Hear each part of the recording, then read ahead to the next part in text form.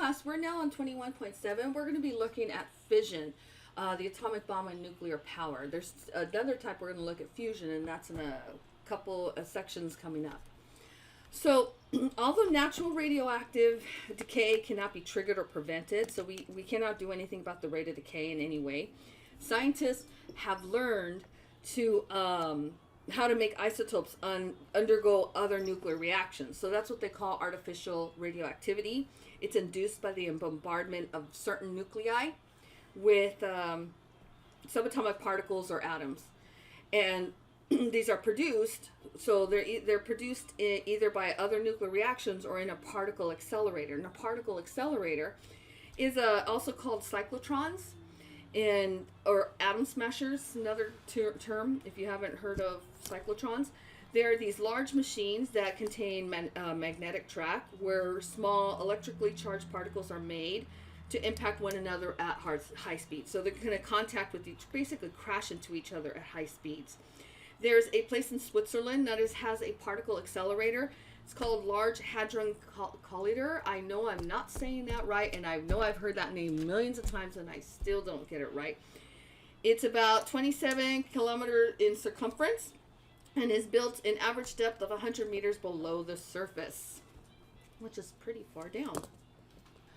Our book talks about Enrico Fermi, but I found this other slide that the first artificially induced nuclear reaction was by Rutherford in 1919. Not going to go too much into that, but here is Marie Curie's daughter, Irene Curie, the mother and daughter that have both separately won the Nobel Prize. In 1934, she produced an isotope of phosphorus by bombarding aluminum-27 with alpha particles from polonium. And polonium was what Marie Curie discovered and named it after her country, Poland. Small particles involved in artificial radioactivity. Here's just a list. This is from other slides. That's why you will not see some of this stuff, but I think it's actually pretty interesting to see some of this stuff here. And then we're now going to talk about nuclear fission. And nuclear fission is, so an example of nuclear fission is a better way than just to give you a definition. So if we look here, and we see this reaction with uranium-235, it's the splitting of the uranium bombardment of uranium, did I say that right? The splitting of uranium atom. And the nucleus of the neutron bombarded uranium atom was split into barium, krypton, and other smaller products. So there's a visual for this, and if I can find the visual, it's kind of better. Here, I found a GIF, and then I'll go backwards. So it splits, and remember, it's losing neutrons, so it splits into, and then those three all produce three, and then those hit other uranium-235, and it just keeps going. So this is where uranium-235 is bombarded with a neutron, making it an unstable isotope. The unstable isotope splits into smaller nuclei and 3 neutrons. That's where you see the 3.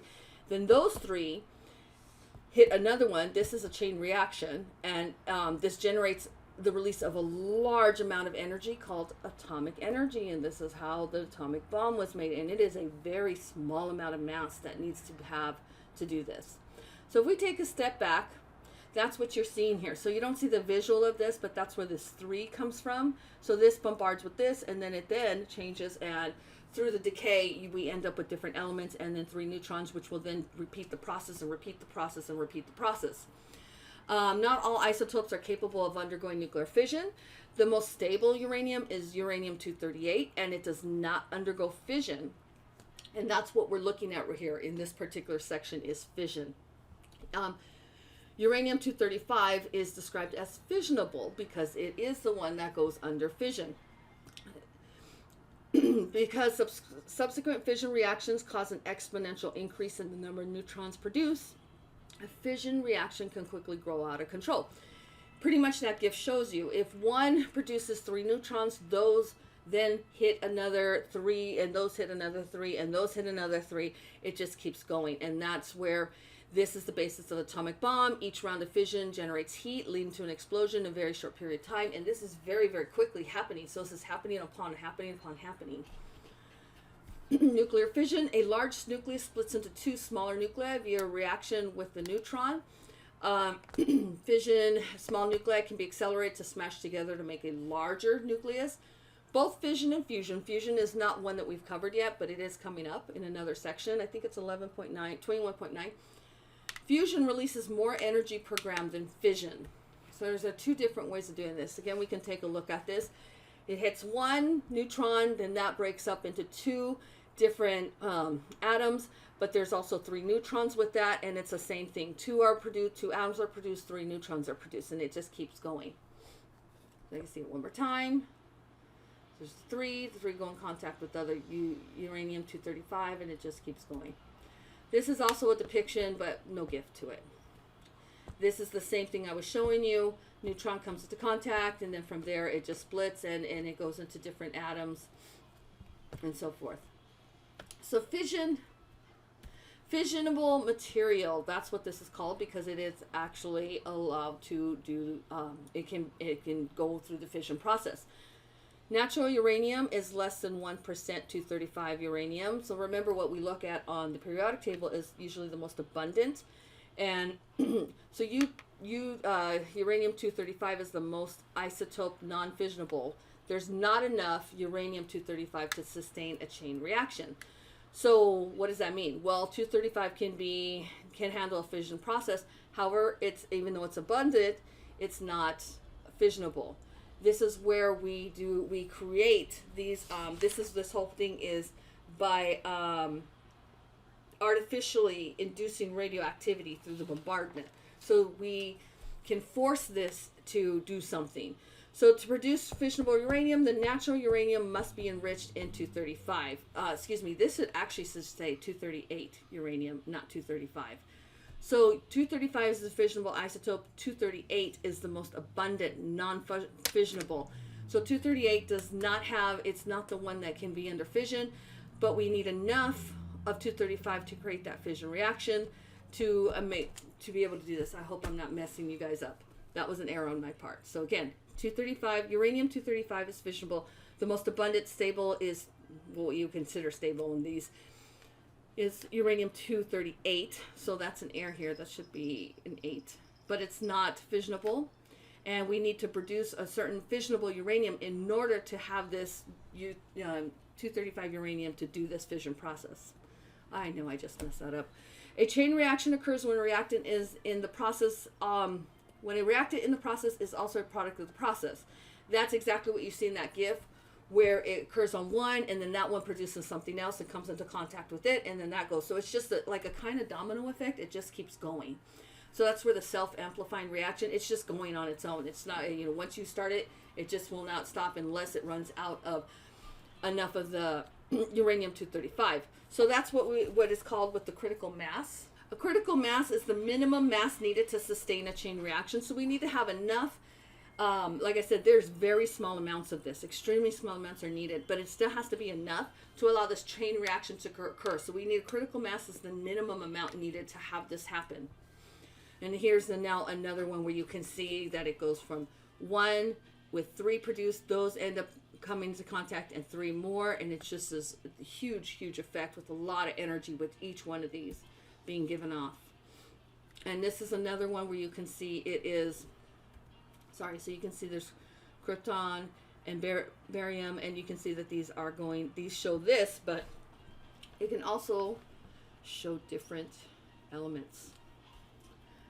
Spontaneous radioactive, this slide's from another book, so I'm not going to really focus on it, but I thought I would include it.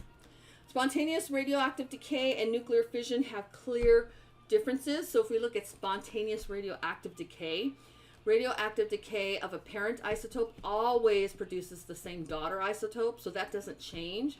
That's how we were able to know the half-lives, because these don't change. There's no way to cause a radioactive isotope to undergo disintegration or decay. It just happens spontaneously on its own.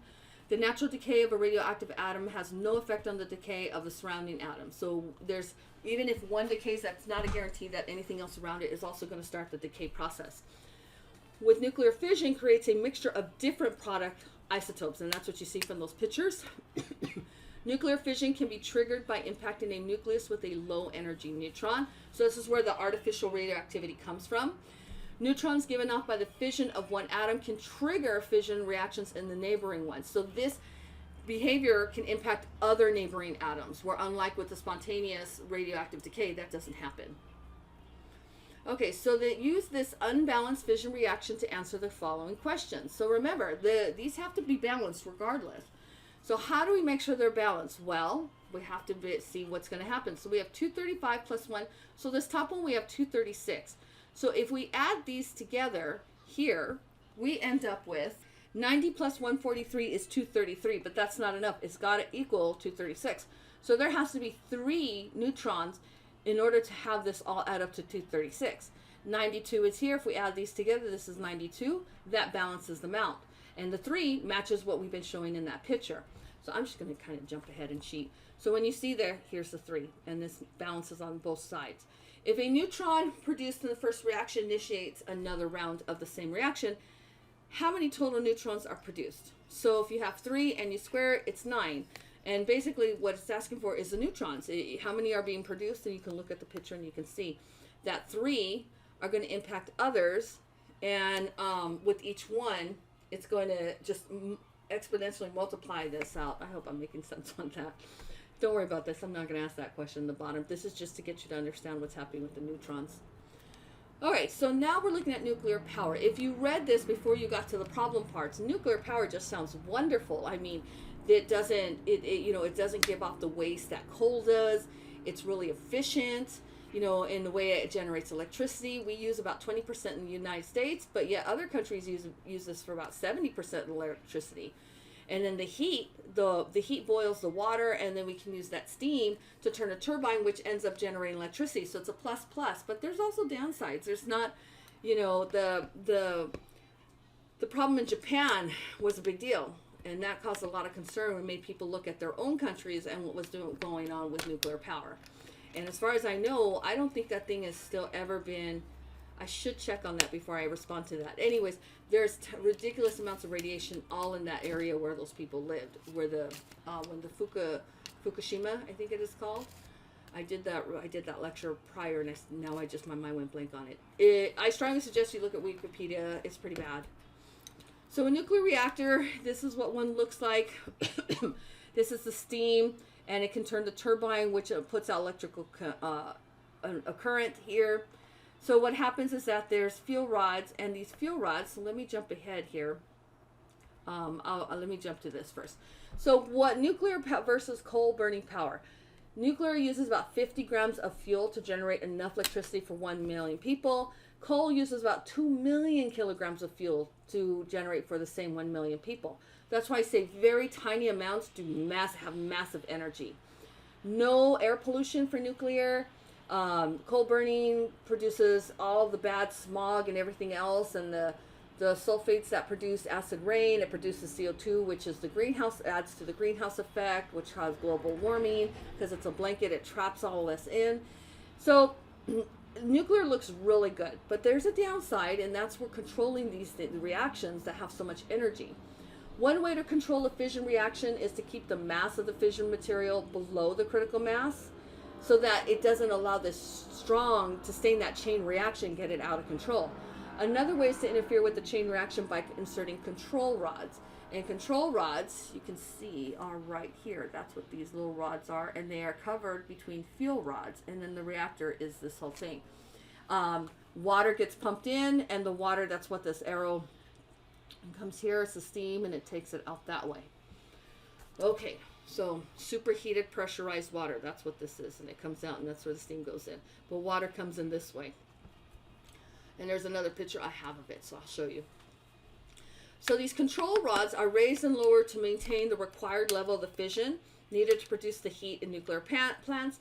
Nuclear fuel contains about 4% fissionable material, while nuclear weapons require close to 100% fissionable material. It's dangerous. So these fuel rods, consist of fissionable material stored in long tubes. Those are the fuel rods. Between the fuel rods are the control rods, and those are the neutron-absorbed materials because it can attract the neutrons. Neutrons are needed to sustain the reaction, so if you use these control rods, and the neutrons will be attracted to that will stop the chain reaction from happening. It will divert it. The rods are placed in material to slow down the ejected neutrons called moderator. This allows for control of the chain reaction to occur, and it generates the right amount of heat needed for electricity generation. So that's what you see. The cold water comes in, here are the fuel rods, here are the control rods, and then the hot water comes out. So the control rods are pretty much, of course, have to be made of a material that's going to affect the neutrons. It will divert the neutrons and control the chain reaction. Because the neutrons are required to contain the chain reaction, the control rods control the rate of nuclear fission. And again, here's a simplified one, so you can see the water it going through, coming through here. Here's the steam, and it comes out, and then you see the cooling tower. What are the problems with it? Well, if there's a meltdown, like in Fukushima, yeah, there it is, Fukushima, Chernobyl. If you guys have never also go on YouTube and just look at Chernobyl, I think they actually do tours there now, believe it or not. You can go to Chernobyl. This was something that happened in the 80s. It's, again, another whole city that just had to leave, and everything over there is really, it's an interesting thing. Core meltdown, water loss from the core, so it gets too hot, and then these cores melt down, and the water cannot sustain that heat. Water can take in a lot of energy, but if you can't cool it down fast enough, that's where the problem starts. That's what happened with Fukushima as well. Waste is highly radioactive. There's a lot of water that went to the ocean that is radioactive. I don't know the impact of it, and mainly because I choose not to want to know, because I get depressed listening to all these things that happen. So there is a lot of problems with waste disposal because all of this is reactive, and if you understand it, some of these half-lives and stuff, they don't go away. It takes forever, and that's a problem. So even though there's not a lot of waste, it's still radioactive, so it's a problem. They are looking into ways of storing this. It looks like there's been a committee made to, to put together some thought process, but it doesn't look like anything's really gone forward. So as far as I can tell, a lot of the waste is being held at the sites where